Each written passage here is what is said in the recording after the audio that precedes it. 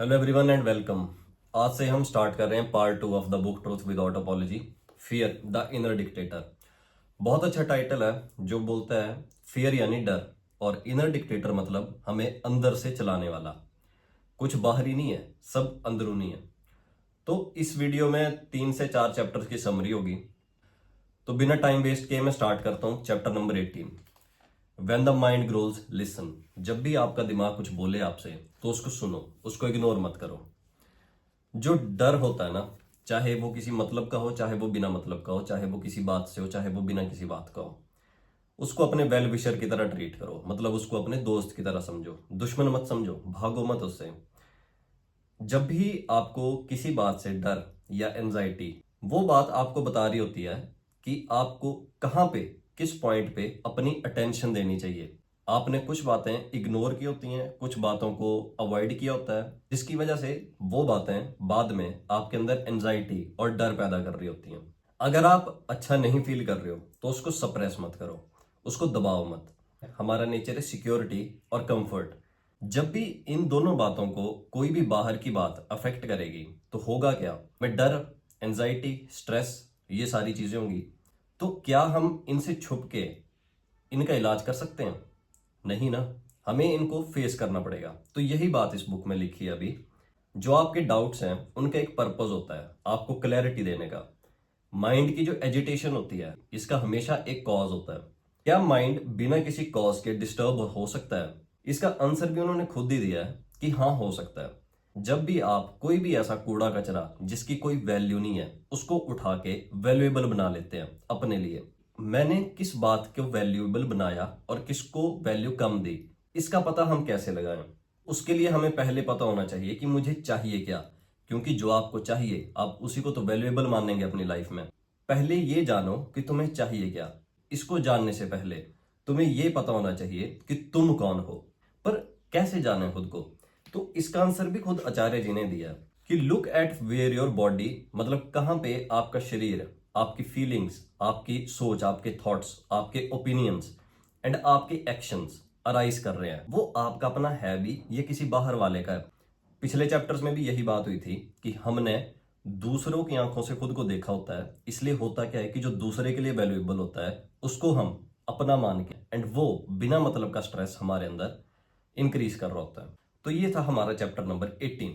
अब इसी से रिलेटेड है chapter number 19, fear is a liar. कि जो डर होता है ये झूठ होता है, इसको टेस्ट करो।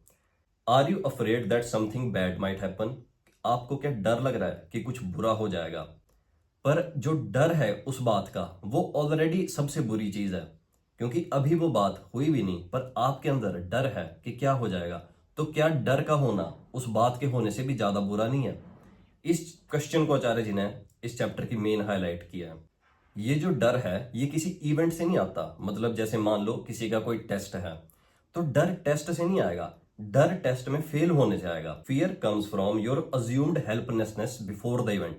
मतलब कि अभी कोई बात हुई भी नहीं है पर आप डर रहे हो कि क्या हो जाएगा, यहां से डर अराइज करता है हमारा। You say you are afraid of what might happen, but are you not more afraid of how shattered you will be if that does happen? You assume an impact. Hindi में बोलूं तो हम डरे हुए होते हैं, उस डर की वजह से जो हमारे काम में कमी आई, जो हम अपना एफर्ट पुट कर सकते थे उसमें कमी आई, एंड वो बात सच में हो गई। इससे बुरा और क्या हो सकता है? ये आचार्य जी ने यहाँ पे क्वेश्चन पूछा हुआ है।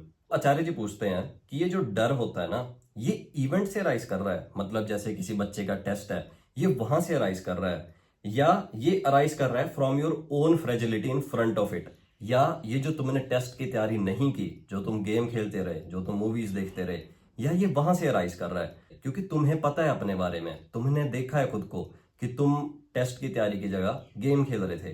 क्या आप में इतना दम है ये बोलने का कि चाहे कुछ भी हो जाए, चाहे दुनिया इधर की उधर हो जाए, मुझे फर्क नहीं पड़ता, मेरे सेंटर को कोई भी सिचुएशन टच नहीं करेगी? आचार्य जी आगे बोल रहे हैं कि जो डर है हमारा वो कहां से अराइज करता है और उसका सोर्स क्या है।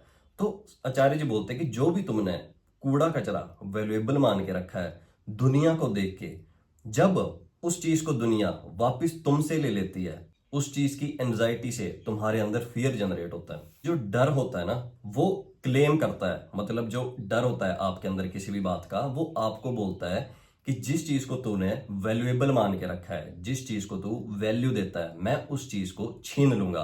पर प्रॉब्लम यहाँ पे क्या है कि ये जो हमसे चीज छीनी जा रही है, क्या ये हमारी अपनी थी भी या ये बाहर से आई थी?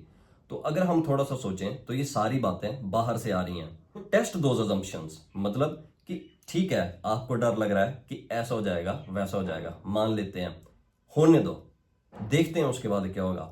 फिर जब आप ऐसा करोगे, आप एक बार इस चीज को टेस्ट करोगे। अब इसमें आचार्य जी ये नहीं बोल रहे कि तुम्हारा टेस्ट है और तुम फिल्में देखो एंड सोचो कि क्या हो जाएगा, इस चीज की बात नहीं हो रही है। मान लो तुम्हारा टेस्ट है और तुम फिल्म देख रहे हो, तो फिल्म बंद करो।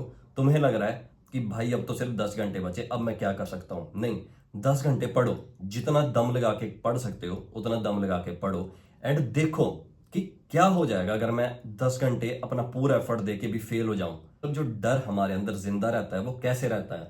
जब भी हम कोई भी अनएग्जामिन्ड अजम्पशन रखते हैं अपने अंदर, मतलब कोई भी ऐसी मान्यता जो कि हमने खुद अपने लिए बना ली है, खुद मान ली है, लेकिन हमने उसको कभी टेस्ट नहीं किया। इन अजम्पशंस को टेस्ट करो। जैसे किसी को स्कूटी चलाने से डर लगता है, 5 दिन चला के देख लो, 6वें दिन आप खुद चला लोगे, पर डर आपको सारी उम्र लगा रहेगा अगर आप कभी चलाओगे नहीं। आप देखोगे, अगर आप ऐसे टेस्ट करोगे इस बात को कि अगर मान लो सब कुछ बुरा भी हो जाए ना, वो आपका सेंटर नहीं बदल सकेगा। आगे आचार्य जी बोल रहे हैं, पर इसमें एक ट्रैप है, एक गलती है। वो क्या है? वो ये है कि देखो, अगर मान लो तुमने अपनी लाइफ दूसरों के नजरिए से बनाई है, जो दूसरों को वैल्यूएबल है उसको देख के बनाई है, जो दूसरों के लिए इंपॉर्टेंट है उसको देख के बनाई है, दूसरे के हिसाब से अपनी आइडेंटिटी बनाई है, तो उसको वर्ल्ड के थ्रू ही, मतलब दुनिया को, उस चीज को छीन लेना बहुत आसान होगा। इसी चीज को खोने का डर आपको हमेशा सताए रहेगा एंड आपके अंदर जो डर है वो लगातार बढ़ता रहेगा, पैदा होता रहेगा। क्यों? क्योंकि आपने बिना मतलब का कूड़ा कचरा जो दुनिया के लिए वैल्यूएबल था उसको अपने लिए वैल्यूएबल मान के खुद के लिए मान लिया है। पर कुछ लोग होते हैं वो हर बात से डर रहे होते हैं। टीचर क्या बोलेगा, मम्मी क्या बोलेंगी, पापा क्या बोलेंगे, घर वाले क्या बोलेंगे, रिश्तेदार क्या बोलेंगे, समाज क्या बोलेगा, पड़ोसी क्या बोलेगा। ये सब क्यों है? क्योंकि हमने इमेज बनाई है ना हर जगह पे कि अगर ये रिश्तेदार है तो इसके सामने ऐसे बन के रहना है। क्यों बन के रहना है? ताकि ये हमें अच्छा अच्छा ही बोले। अब आगे एक बहुत अच्छी लाइन है, to be fearless is not to control what happens. निडर होने का मतलब ये नहीं होता कि तुम जो होने वाला है उसको कंट्रोल करो। निडर होने का मतलब होता है कि तुम्हारा सेंटर जो है, तुम्हारी जो एफर्ट है, तुम्हारी जो मेहनत है वो ठीक है और तुम्हें पता है कि मैं सही हूं एंड मेरी जो अच्छाई है, मेरी जो एफर्ट है उसको दुनिया नहीं ले सकती, उसकी दुनिया जज नहीं बन सकती। जब आप अपनी डिपेंडेंस दुनिया से अपने हाथ में ले लेते हैं तो आपका डर खुद गायब होने लग पड़ता है। तो ये था हमारा चैप्टर नंबर 19 कि डर एक झूठ है जिसको आपको टेस्ट करना चाहिए। इसी बात को आगे कंटिन्यू किया है अगले चैप्टर में भी हमारे। फियर इजंट वीकनेस, मतलब जो डर है वो कमजोरी नहीं होता, हमने डर को कमजोरी मान लिया होता है। It's a message. डर एक डायरेक्शन है, एक मैसेज है, एक संकेत है। किस बात का? जब भी आपको किसी बात से डर लगता है तो वो बाहर की सिचुएशन के बारे में नहीं बताता, डर बताता है कि आपको अपने किस हिस्से पे काम करना चाहिए, अपनी किन बातों पे काम करना चाहिए। Fear is not our enemy. जो डर है वो हमारा दुश्मन नहीं होता। डर ना ही रैंडम होता है ना ही सेंसलेस होता है।